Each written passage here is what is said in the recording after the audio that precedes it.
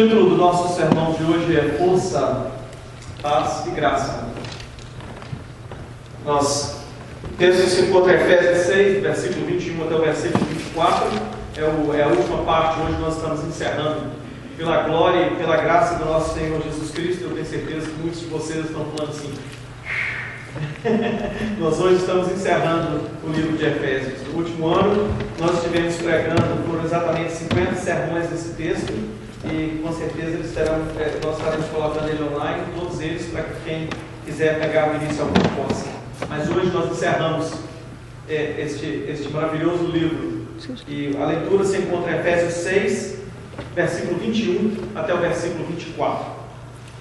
Ora, para que vós também possais saber como eu estou e o que eu estou fazendo, Tico, irmão amado e fiel ministro do Senhor, vos informará de tudo, o qual vos envio para este mesmo fim, para que saibais do nosso estado, e ele vos conforte o coração. Paz seja com os irmãos, e amor com fé, da parte de Deus Pai e do nosso Senhor Jesus Cristo. A graça seja com todos os que amam o nosso Senhor Jesus Cristo com amor incorruptível. Lâmpada para os meus pés é a tua palavra e luz para os meus caminhos. Meu amado, durante todo o livro de Efésios, o apóstolo Paulo vem falado desde o início, como nós pudemos estar presenciando durante todo esse ano que se passou. Desde o início, ele tem falado a respeito do amor. Ele tem falado tudo a respeito do amor, de como Deus nos amou antes da fundação do mundo. Depois ele fala a respeito do amor que deve existir entre todos os nossos relacionamentos e em tudo que a nossa vida tem tocado. Seja no trabalho, seja no nosso relacionamento conjugal, seja no relacionamento com os nossos filhos, em todas as áreas da nossa vida, o apóstolo nos mostra no livro de Efésios que o amor é a atitude principal, é a atitude essencial na vida do cristão.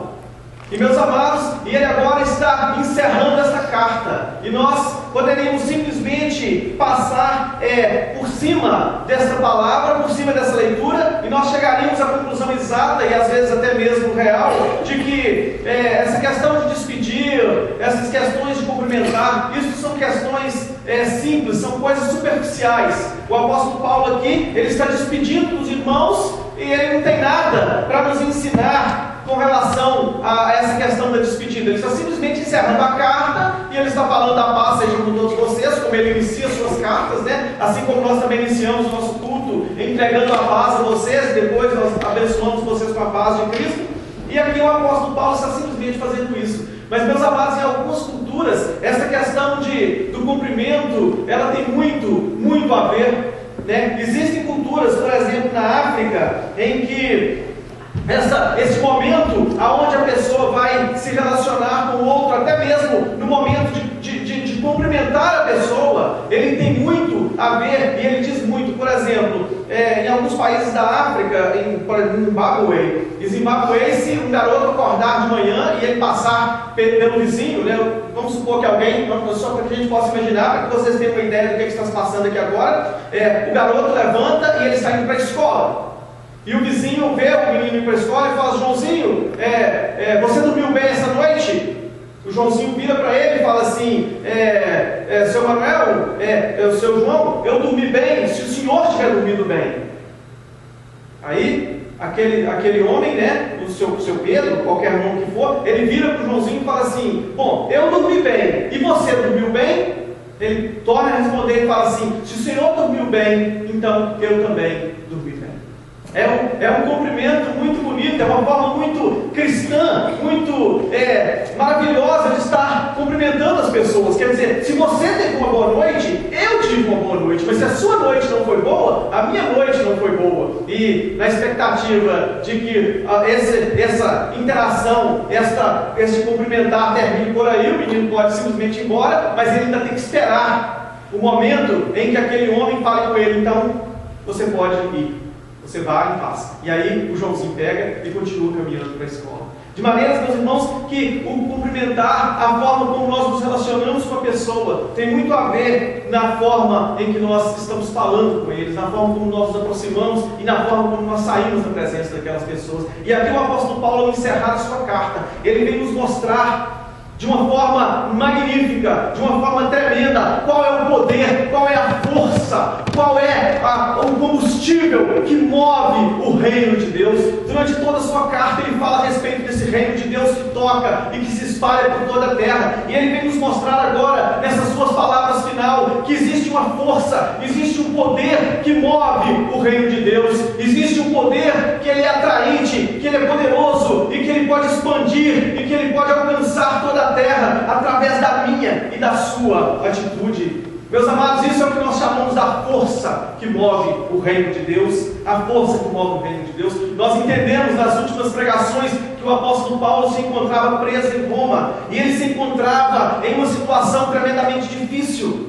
Meus amados, a situação em que ele se encontrava, ele tinha um guarda que ficava com ele 24 horas por dia, e durante as horas do dia, aquele homem, aquele soldado, ele era mudado, ele se acorrentava no apóstolo Paulo, e ele ficava preso junto com o apóstolo Paulo durante todas as horas do dia. E agora nós podemos imaginar a situação daqueles soldados convivendo 24 horas por dia com o apóstolo Paulo. Eu acredito que algum de nós poderíamos estar felizes se caso nós tivéssemos essa oportunidade, não é verdade? Oh, meu Deus, quem me dera se eu pudesse estar 24 horas do dia ligado a uma pessoa que tinha tanto conhecimento, que tinha um conhecimento tão profundo do reino de Deus, um conhecimento tão profundo dos mistérios maiores do Evangelho, da graça de Cristo, das coisas que ele escreveu aos irmãos de Éfeso. Seria algo tremendo para nós estarmos unidos com ele, para poder estar compartilhando dessas coisas ricas, dessas ricas maravilhas que ele fala nessa carta. Mas eu acredito que todo soldado, quando ele chegava para ser acorrentado ao apóstolo Paulo, ele falava assim: já vem esse cara de novo falando a respeito desse Deus maluco dele. Já vem esse cara novamente para poder me atormentar. Será que eu vou ter que ficar aqui todo esse período de tempo só ouvindo esse cara falar aqui no meu ouvido a respeito desse Deus, testemunhando a respeito desse Deus para mim?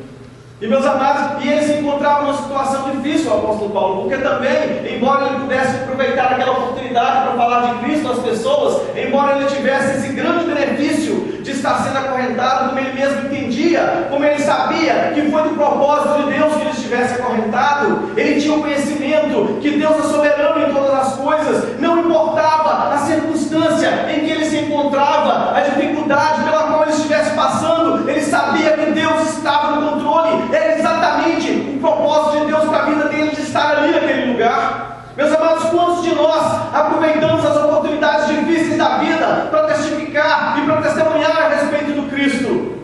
Eu posso dizer para você, muitas vezes, nas maiores dificuldades da nossa vida, é o momento em que nós menos aproveitamos a oportunidade para testificar a respeito de Cristo, porque nesses momentos é que nós questionamos se por acaso Deus está realmente do nosso lado. Diversas vezes eu falei que hoje a teologia moderna ensina que, a não ser que todas as coisas estão indo bem para você, existe alguma coisa errada com a sua vida espiritual. Se caso todas as portas não estiverem se abrindo, se caso você não estiver dirigindo o carro do ano, se caso você não estiver tendo um trabalho muito rico e ganhando bastante dinheiro, é porque você não está orando o suficiente. E na consciência do crente, muitas vezes por estar envolvido em meios onde essas coisas são faladas, nós somos afetados, e quando as dificuldades sobrevêm na nossa vida, nós questionamos: será que Deus realmente me ama?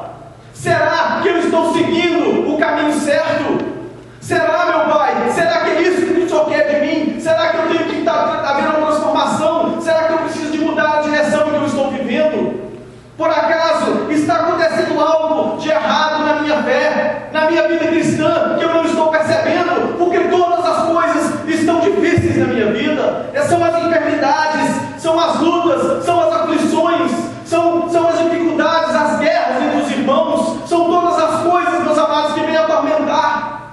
São todas as coisas que vêm nos prejudicar. E ali o apóstolo Paulo, naquele momento da vida dele, vivendo naquela situação difícil, sabe em quem o apóstolo Paulo estava pensando?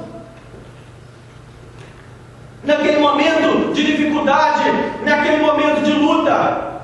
Eu diria para você, se caso fosse eu, o apóstolo Paulo, naquele instante, se fosse eu, naquele instante, provavelmente eu estaria pensando na minha autocomiseração. Quantas pessoas os irmãos de Éfeso podem mandar para estar aqui do meu lado? Irmãos de Éfeso, será que vocês podem, por favor, enviar alguns dos meus irmãos que estão aí para estar aqui me consolando? Não é isso que nós pensamos? Quando nós temos o pecado da autocomiseração, quando nós temos o pecado da autopiedade, quando nós pensamos que tudo está ruim ao nosso lado e nós começamos a entrar em depressão, porque nós pensamos em nós, em nós, em nós e somente em nós, na nossa agenda, naquilo que nós queremos fazer, nas coisas que mais atraem o nosso ego. Mas não, o apóstolo Paulo, ele sabia o que estava acontecendo, e aqui ele fala assim: olha, eu sei que vocês estão preocupados comigo, mas eu estou enviando Tíquico para estar com vocês, para que ele fale para vocês pessoalmente daquilo que está passando comigo aqui. Meus amados, este homem, nem nas suas horas de dificuldade, ele pensava em si mesmo. Meus amados, nas suas horas de sofrimento, ele tirou aquele homem Tíquico. Eu vou falar para vocês quem ele era. Se vocês conhecem bem a história, o apóstolo Paulo, ele quando andou nas igrejas em Coríntios, ele disse que os irmãos em Jerusalém estavam passando por grandes dificuldades. E ele escreveu aos irmãos em Coríntios e falou: vocês peguem as ofertas, peguem os dízimos e as ofertas da igreja, enquanto eu estiver fora daí, para que quando eu vá até vocês, eu possa pegar todo esse dinheiro que foi juntado em todas as igrejas da região de Coríntio e mandar para os irmãos em Jerusalém, porque eles estão passando por grandes dificuldades, grandes provações. Vocês sabem, os irmãos de Jerusalém foram aqueles que venderam as suas casas, venderam os seus bens, venderam tudo que tinha e colocaram para poder a igreja prosperar, para que a igreja pudesse expandir por todo mundo. E agora, esses irmãos lá em Jerusalém estavam passando por dificuldades. O apóstolo Paulo então faz essa grande arrecadação e ele fala assim: agora eu vou enviar isso para eles. Vocês sabem qual dos irmãos que foi acompanhando aquela grande fortuna? Tíquico foi uma das pessoas que foram enviadas para Jerusalém carregando aquela oferta. E 5 vezes no Novo Testamento o nome deste irmão aparece. E aqui o apóstolo Paulo nos revela e nos mostra que Tíquico estava com ele em Roma. Tíquico estava lá assistindo ele nas suas horas de dificuldade, estava sendo o apoio, estava sendo aquela pessoa que estava junto com o apóstolo Paulo para servi-lo, para que aquilo pudesse suprir as necessidades, aquilo que o apóstolo Paulo tivesse prioridade. E esse irmão amado, ministro, estava ali do lado do apóstolo Paulo para poder assisti-lo. E agora, o que o apóstolo Paulo faz? Ele fala assim: porque vocês estão preocupados comigo. E com certeza eles estavam. Se fôssemos nós, também nós estaríamos. A igreja estando entrando agora em um novo padrão, aonde eles estariam sendo perseguidos.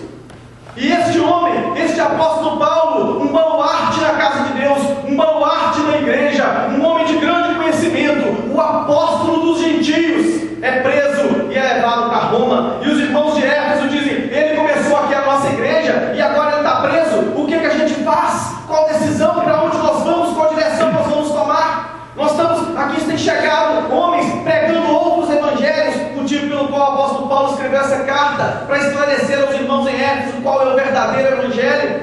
Eles dizem: e agora, como nós vamos fazer aqui diante dessa situação? E o apóstolo Paulo preso. E meus amados, o apóstolo Paulo diz assim: por causa disso, porque vocês estão preocupados comigo, porque existe uma grande preocupação com vocês a respeito de como eu estou passando e do que se passa comigo, eu estou enviando Tíquico, fiel ministro, para que ele fale para vocês que Deus me colocou aqui por um propósito. A razão pela qual eu estou em Roma é para que eu possa falar ao imperador de Roma a respeito desse Deus que nós servimos. E por isso eu quero que vocês não percam o foco, eu quero que vocês não percam a direção que vocês estão vivendo. Meus amados, o evangelho está prosseguindo, o evangelho está prosperando, o evangelho está alcançando todo mundo. O Deus, o Criador dos céus e da terra, o Deus que criou todas as coisas, o Deus que nos elegeu antes da fundação do mundo, o Deus que nos escolheu para a salvação em Cristo Jesus, Ele não está nos deixando de lado porque eu estou passando por dificuldades, mas foi um propósito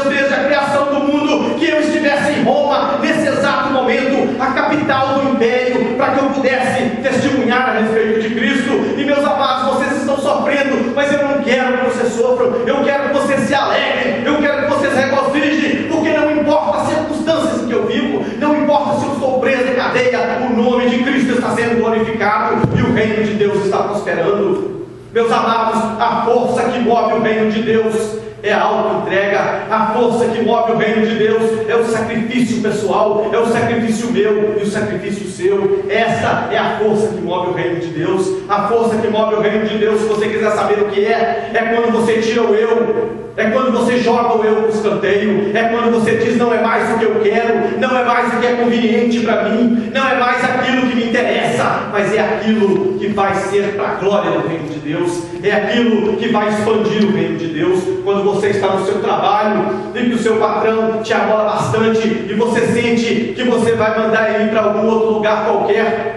é nessa hora que você tem que falar: eu posso simplesmente colocar o meu eu aqui e mandar esse homem ir plantar fava, mas o reino de Deus exige outra coisa de mim, então eu vou sacrificar a minha vontade, eu vou sacrificar o meu ego, eu vou sacrificar o meu orgulho e eu vou testemunhar para ele com as minhas atitudes. Amém. Quando a sua esposa, agora eu vou entrar nas casas, né? Quando a sua esposa está nervosa, quando a sua esposa está nervosa e você chega em casa barato de fome depois de um dia pesado de trabalho e ela fez popcorn para o jantar e você já via na sua mente batata assada com carne, quer dizer, batata cozida com carne assada, né? O macarronado, sei lá o que você estava pensando na sua mente, chega em casa e você encontra aquele pacotão assim de popcorn lá, né, de pipoca, todo pronto para você jantar. E você tem vontade de falar assim: meu bem, será que não tem uma comida melhor para nós aí não? Mas você sabe que a sua esposa estava cansada também, e que ela sofreu e ela está cansada durante todo o dia de trabalho dela também. E aí, quando aquela vontade vem, você pedir alguma coisa, você sabe que se você fizer aquilo, você não vai estar manifestando amor para sua esposa. Você não vai estar manifestando para sua esposa a vida de Cristo, o exemplo de Cristo. E você vai estar causando confusão dentro da sua casa, e vice-versa, e em todas as áreas da nossa vida. Meus amados, o apóstolo Paulo está mostrando que aquilo que é importante para ele é o reino de Deus. Aquilo que é importante para ele é que o nome de Cristo seja propagado, é que o reino de Deus seja manifestado, é que o reino de Deus permaneça no foco central da vida de todo crente e principalmente desses irmãos em Éfeso. Ele fala assim: olha, o meu amado fiel ministro, ele vai informar tudo a meu respeito, para que você saibais do nosso estado e como está o nosso coração. Ele queria que os irmãos soubessem que o coração dele estava alegre. Nós falamos na semana passada a respeito do apóstolo Paulo ser embaixador em cadeias. Ele estava preso, mas ele sabia que ele era o embaixador do reino de Deus. E agora ele diz o seguinte: olha, eu quero que vocês saibam que embora na carne eu esteja sofrendo, no meu coração existe uma grande alegria, porque eu vejo a prosperidade das igrejas, eu vejo a prosperidade do reino de Deus em todo lugar. Ele estava em Roma, a capital do império, tendo a oportunidade de testificar a respeito de Cristo. Que importava se ele ia morrer daqui a 2 semanas? Se importava se daqui a pouco o imperador ia mandar cortar a cabeça dele fora? Que diferença fazia para o apóstolo Paulo? Meus amados, ele mesmo foi aquele que disse: para mim o viver é Cristo e o morrer é lucro. O apóstolo Paulo conhecia, ele via pelos olhos da fé a beleza da pessoa de Cristo. Ele tinha um grande amor pelo Senhor Jesus Cristo. Ele amava Cristo, aquele Cristo que morreu na cruz, que fez e que qualificou o apóstolo Paulo para ter novamente uma união com o seu Deus, uma união com o nosso Deus. Esse Cristo era tudo na vida desse homem, e ele falava dele constantemente, e ele dizia: não importa nada, não importa a circunstância, não importa se eu vou morrer, não importa se eu vou viver, não importa, meus irmãos, o meu coração está alegre, porque o nome de Cristo está sendo propagado em toda a terra. Amém.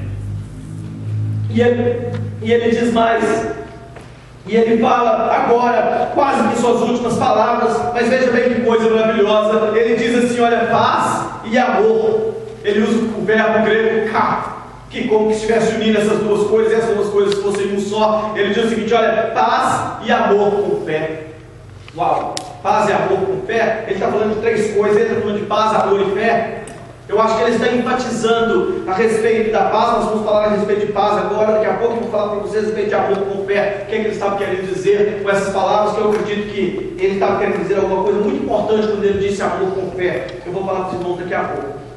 Primeiro eu quero falar a respeito de paz. Ele fala paz. Essa paz que ele fala é aquela paz que nós já falamos a respeito dela, que é aquela paz shalom. Não é uma paz, meus irmãos, que nós nos sentimos bem. Não é a paz de que todas as coisas estão bem para você e você sente em êxtase, como as pessoas dessas religiões budistas aí, né, falam a respeito de o ponto mais alto lá da paz da pessoa, quando a pessoa alcança um ápice, que ele está assim bem tranquilo, e aí ele alcança aquele nível bem tranquilo. O apóstolo Paulo não está falando desse tipo de paz. A paz que o apóstolo Paulo está falando é uma paz que encompassa todas as áreas da sua vida. Você pode estar passando por dificuldades tremendas, mas existe algo que está acima. É uma paz que você entende que Deus governa tudo. Isso, a paz é a paz de um entendimento que Deus está no controle. Meus amados, quantas vezes nós, no nosso viver, questionamos se Deus está no controle ou não? Quantas vezes nós pensamos assim: será que Deus está no controle dessa situação particular em que eu estou vivendo? Não é isso que vem na nossa mente muitas vezes? Na minha mente muitas vezes vem isso. Na minha mente muitas vezes, quando eu estou passando por alguma dificuldade e eu quero fazer algumas jogadas para ver se aquilo entra no meu plano, eu falo assim: essas coisas que estão acontecendo na minha vida hoje, elas estão fora do plano que eu havia feito. Eu falo para você, nos últimos 40 dias na casa, a minha esposa adoeceu e todos os meus planos foram jogados no chão. Eu estava com planos já todos prontos. Eu falei assim: eu faço, até a semana que vem eu vou fazer esse projeto que eu tenho para fazer, e a minha esposa também já tem os projetos dela também, que ela já estava com eles todos preparados para serem feitos. E nós estamos assim, a nossa vida está de vento em popa, o nosso barco vai muito bem aqui agora, e os meus planos vão ser todos executados. Quando eu chegar mais ou menos em novembro, eu já terminei esses 3 projetos que eu tenho, e eu vou ter mais, até dezembro, talvez eu vou poder estar descansado, porque meus projetos vão estar todos em ordem. E de repente, a minha esposa adoece e vai embora para o Beleléu os projetos dela, os meus projetos, os projetos das crianças. E agora eu já nem sei mais qual projeto que eu tinha, porque agora meus projetos foi tudo misturado, né? É igual aquele menino que você pergunta quanto dedo tem na mão, é 10, e faz assim agora eu não sei mais, que misturou tudo. E assim fica a minha vida. Eu agora não sei qual projeto que eu tinha no início, há 40 dias atrás, e muito menos a minha esposa. E eu questiono: será que as coisas estão dando errado para a minha vida, para alguma coisa? Será que Deus não está no controle? Paz, meus amados, que a Bíblia fala, é uma paz de que mesmo quando as coisas não estão indo bem para você, você entende que Deus está no controle dessas coisas. Amém. É Deus que está dirigindo os seus passos, é Deus que está dirigindo a sua vida. Se você verdadeiramente ama a Deus, se Deus faz parte integral da sua vida, muitas vezes nós fazemos planos, mas Tiago diz: o homem faz planos, mas a resposta vem de Deus. Nós fazemos os nossos planos e muitas vezes eles não estão indo de acordo, mas Deus ainda está no controle. E ele fala assim: olha, e amor com fé. Mas por que ele diz amor com fé? Fé não é uma crença de que tudo vai dar bem, né? Eu estava falando aqui há pouco tempo atrás a respeito de fé na fé, porque você tem fé em fé, né? Fé não é você pensar assim: olha, se eu concentrar com bastante força no trabalho novo que eu estou querendo, né? A gente está querendo trabalho novo, se eu ficar com a minha mente bem firme de que eu vou conseguir aquele trabalho, aí é como se eu focalizasse aquele trabalho ali, aí eu estou tendo fé, eu já estou pegando aquele trabalho pela fé. Não é essa mentalidade que a gente tem? Não é isso que a gente pensa de fé? Fé não é alguma coisa que você tem bastante certeza que você vai conseguir, aí você pega, nem tá, você consegue. Quando o apóstolo Paulo diz amor com fé, ele está se referindo ao fator principal da vida do crente. Porque, meus amados, como nós aprendemos quando estávamos falando a respeito de relacionamentos, nós não sabemos como amar. Meus amados, nós somos tão ignorantes em nós mesmos, nós somos tão qualificados, tão incapacitados em nós mesmos. A morte espiritual nos afetou de tal maneira que nós não sabemos nem como devemos amar o nosso próximo. Nós não sabemos, meus amados, nem como nós devemos amar os nossos filhos. Eu lá em casa, quando eu preciso de repreender o meu filho, eu penso assim: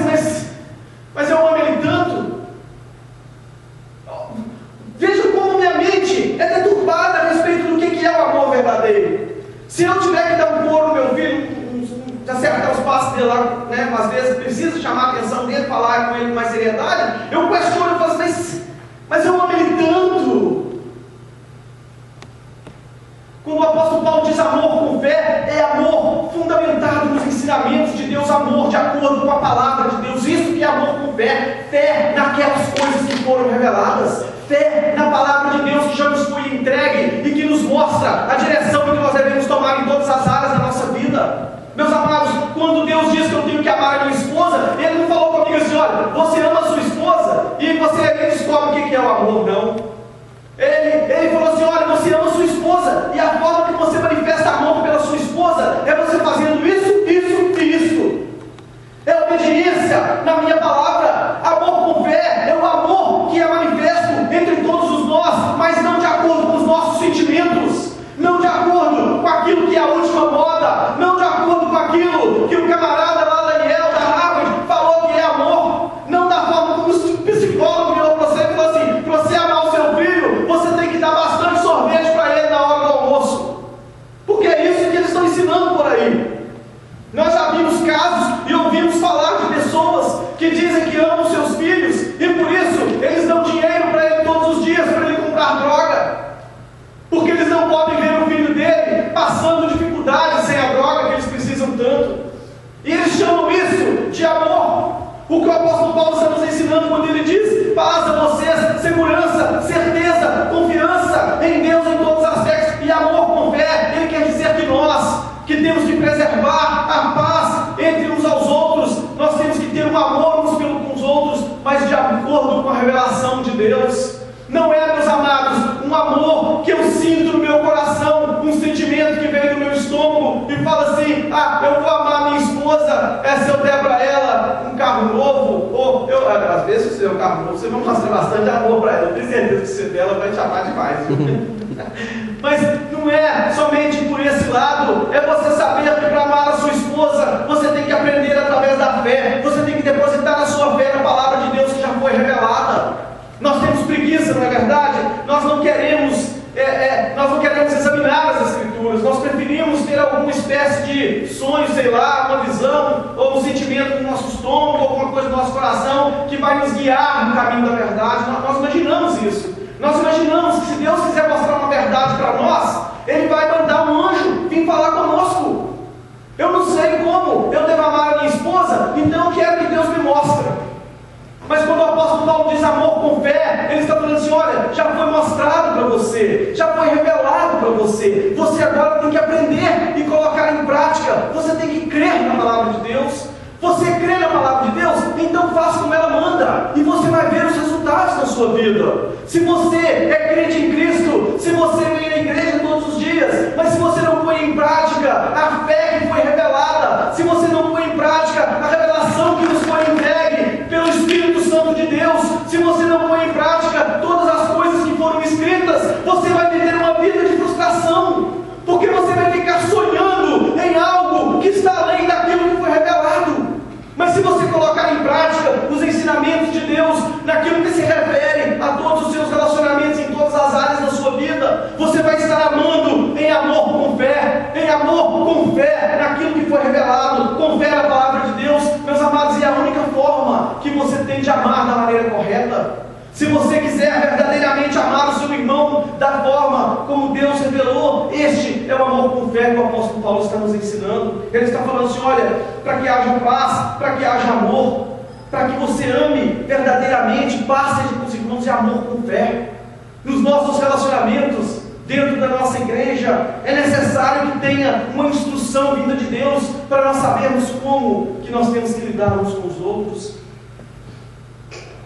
E ele encerra então falando a respeito de graça àqueles que amam ao Senhor Jesus Cristo. Ele começa a falar no início da carta a respeito de que nós fomos salvos pela graça. Que nós fomos salvos pela graça. No início da carta ele fala, porque pela graça sois salvos. E aqui ele fala assim, graça e a graça de Deus seja com todos aqueles que amam o nosso Senhor Jesus Cristo. Novamente, meus amados, nós manifestamos o nosso amor por Cristo quando nós obedecemos a sua palavra. E a evidência maior de que a graça de Deus está em nós é quando nós amamos a Cristo verdadeiramente. Meus amados, não existe nenhuma condição para que alguém possa dizer para você que ele ama a Deus, ou que ele recebeu a graça de Deus, se ele não manifestar em sua vida um amor pela pessoa de Cristo. Eu estava vendo um vídeo na internet outro dia, depois que nós começamos a fazer essas mudanças na nossa igreja, eu fui dar uma olhada em alguns pastores que são muito conhecidos, o John Piper, né, um deles. Eu fui dar uma olhada como é que era lá o trabalho da igreja do John Piper. Assim, o John Piper é um cara muito amado por todos, né? Então deixa eu ver como é que é lá na igreja dele. E coincidiu que eu peguei uma fita do John Piper, um vídeo do John Piper, que ele estava falando o que nós temos falado aqui na nossa igreja há muito tempo, a respeito do seu relacionamento com Cristo e do relacionamento que você tem com a graça de Cristo. O que é que você entende pela graça de Deus? E era interessante que ele estava comentando a respeito de que muitas pessoas, eles dizem que eles amam a Deus, mas eles somente amam a Deus porque eles acreditam que amando a Deus eles poderão ganhar algo de Deus. Tá? E agora eu quero que você pense, aí, o que é importante para você? Por que você não quer ir para o inferno? Eu tenho certeza que se eu perguntar para vocês aqui, aqueles que acreditam no inferno, se eles querem, por que eles não querem ir para o inferno, eles vão falar assim: eu não quero ir para o inferno, porque no inferno a gente queima demais. Alguns talvez vão falar assim, com esse tempo que está passando aqui, com esse frio danado, talvez alguns vão até falar assim: não pode ir para lá não, porque aqui está muito frio para mim. Mas outros poderão dizer que eles gostam de Deus porque eles poderão possuir algo. Quem sabe alguém está enfermo, tem uma doença incurável, e a sua esperança é que se ele vier para a graça de Cristo, se ele receber a graça de Deus, a graça de Deus vai ser uma cura na vida dele. Mas, meus amados, por que é que você quer ir para o céu? Eu falo para vocês uma coisa: eu quero ir para o céu porque eu amo Cristo demais. Eu não consigo me ver longe de Cristo nem um dia na minha vida. Eu anseio a hora em que Cristo voltar nas nuvens. Eu já não aguento esperar a hora.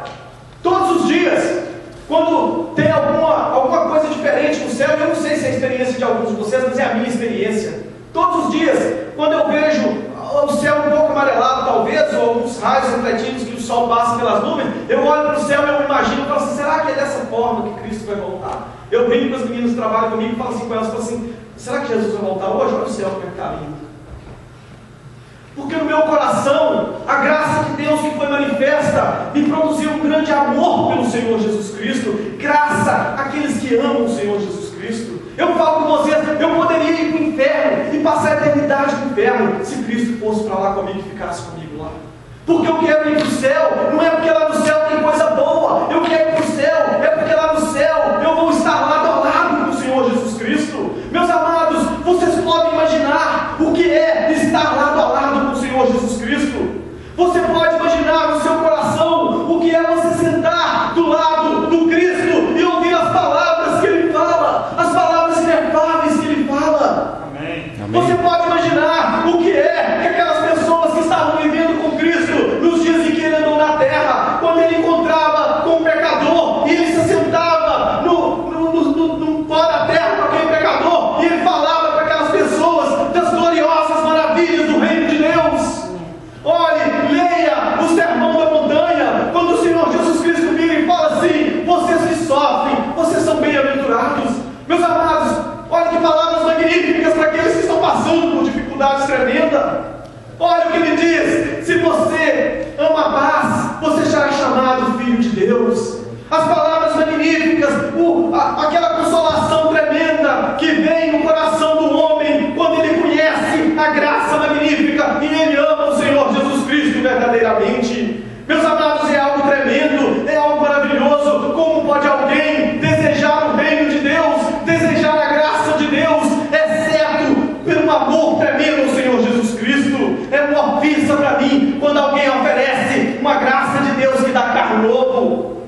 É uma ofensa para mim quando alguém oferece uma graça de Deus que vai dar trabalho bom, que vai dar dinheiro, que vai dar riqueza. Eu quero arrancar o cabelo da minha cabeça, o restinho que ainda tem, e jogar no chão, e fazer como Ló. como Jó, te julgar e se arrepender em cinza.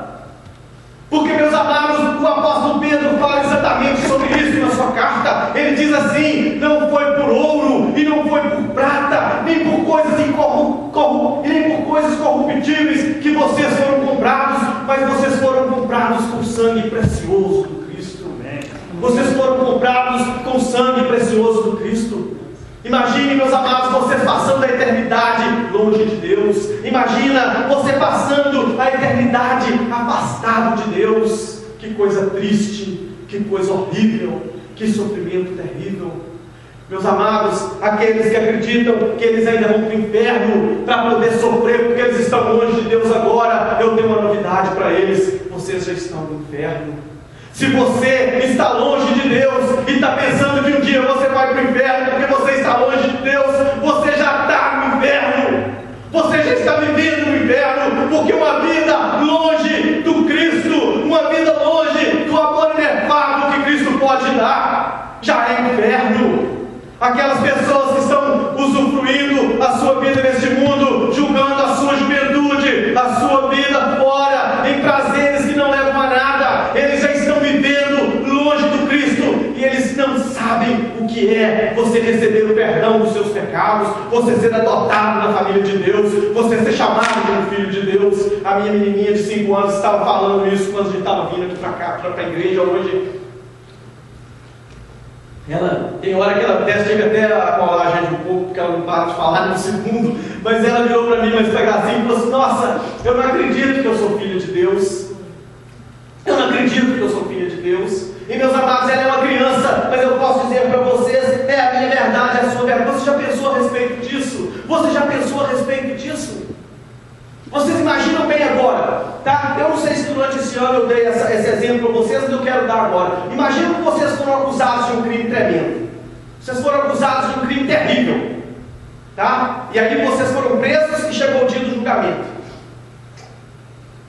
E de alguma maneira, vocês saíram livres. E o juiz vira para você e fala assim: você não é culpado desse crime, viu? Você foi justificado. Eu estou carimbando os documentos aqui, todos esses documentos que te acusavam, eles vão ser arquivados, você está livre, você não é culpado do crime, você pode ir embora para sua casa. Aí você levanta, né, lá do assento, abaixa a sua roupa assim, vira as costas e sai andando assim, ó. Com aquela grande alegria que você tem, porque você foi inculpado, você não é culpado daquele crime e você saiu livre daquela corte de justiça, daquele fórum de justiça. Que coisa maravilhosa, que coisa linda, não é verdade? Que coisa magnífica. Agora, coloca do outro lado.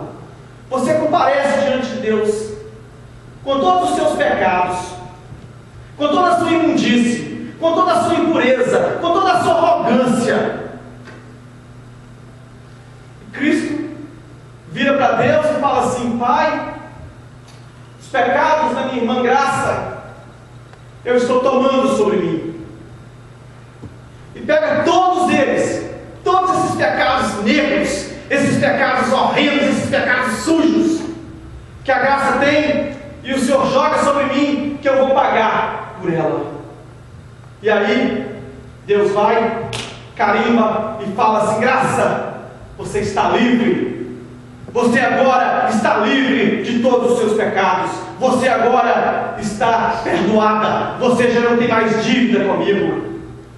Mas aí ele vira para ela e fala assim: agora você pode ir embora para sua casa, que você está livre, não. Ele vira para ela e fala assim: Graça, agora que os seus pecados foram perdoados, você vem aqui para minha casa, que eu vou adotar você como a minha filha.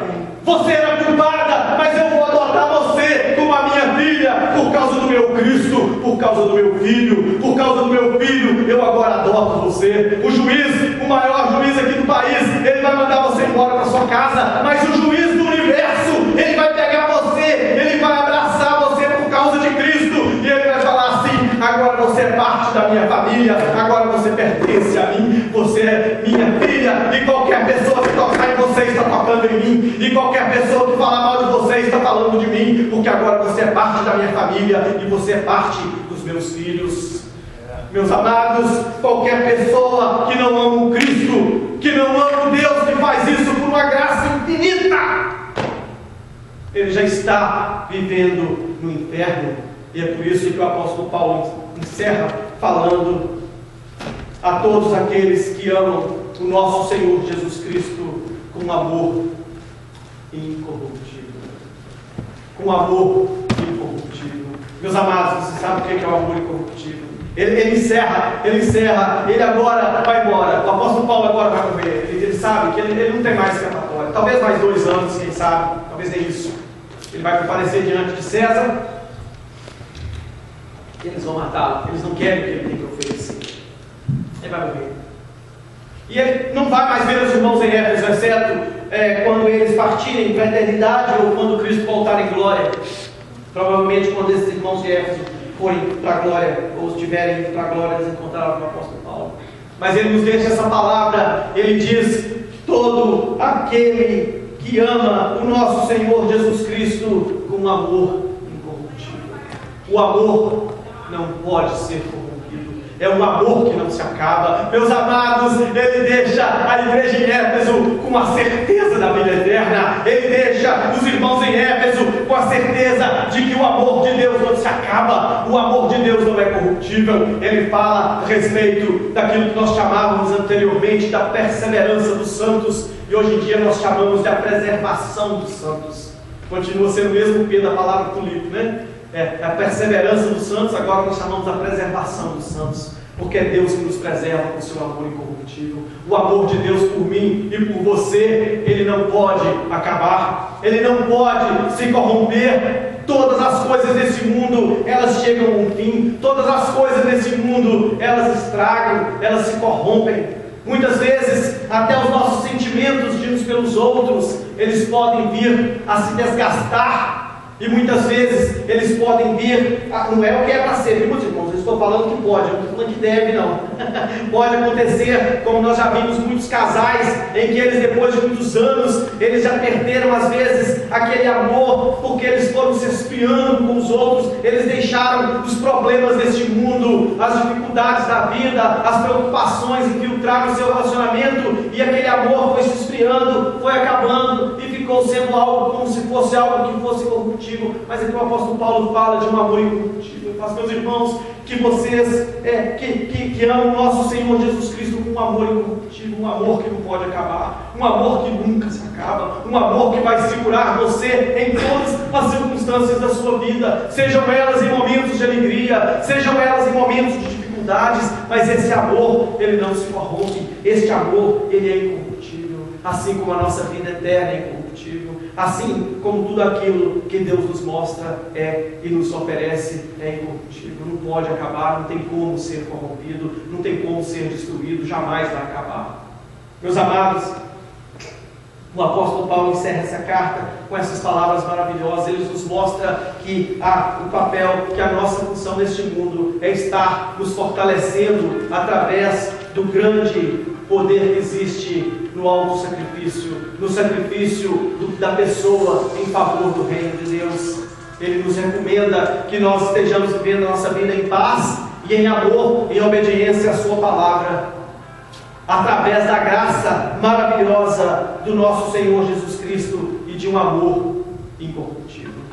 Que eu e você possamos sair desta igreja hoje com a confiança plena de que o amor de Deus por nós jamais se acaba, de que o amor de Deus por nós nunca vai chegar ao fim, porque Ele é eterno, Ele dura para sempre e Ele é incorruptível.